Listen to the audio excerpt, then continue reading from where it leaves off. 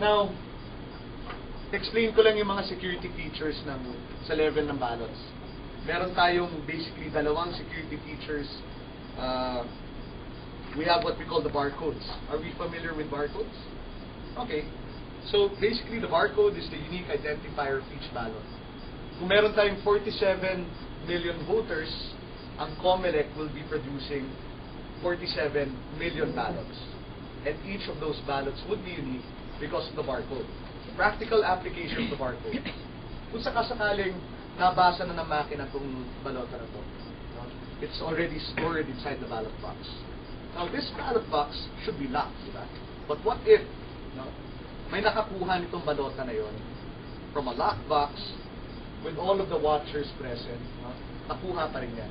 And if he tries feeding this ballot again, would this machine read this ballot again? Would it count it again? No, because the barcode is recorded already. So, basically the barcode, not only is it the unique identifier of the ballot, it also makes sure that each ballot is counted and counted only once. Another security feature at the ballot level, meron tayong tinatawag na UV ink or ultraviolet ink.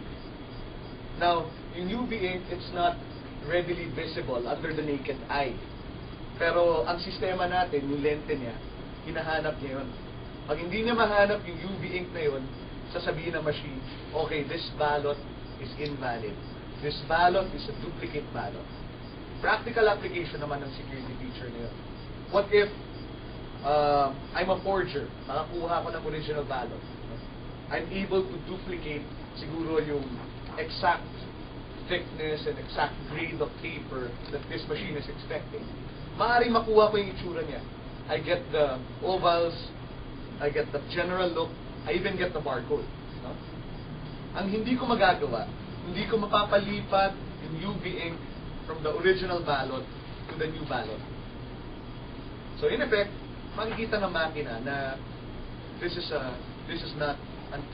basically an invalid ballot.